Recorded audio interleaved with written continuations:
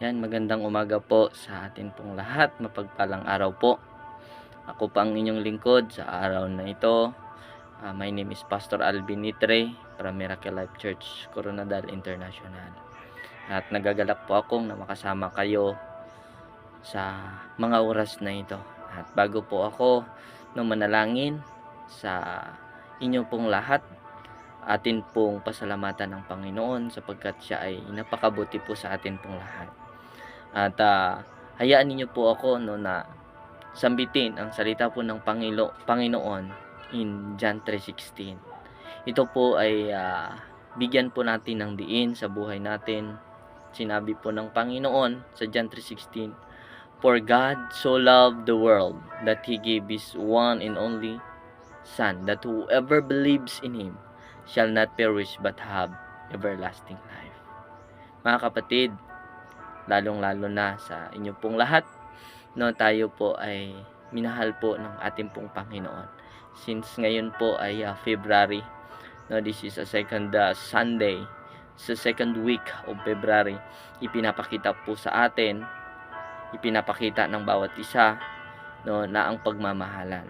Ganun pa man, ang unang nagmahal sa atin ay ang ating pong Panginoon, sapagkat sinabi niya sa kanya pong salita, "For God so loved the world that He gave His only begotten Son."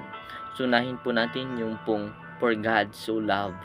So bago pa man tayo nagmahal, una na pong nagmahal sa atin ang Panginoon, sapagkat hindi niya tayo kayang i-hate.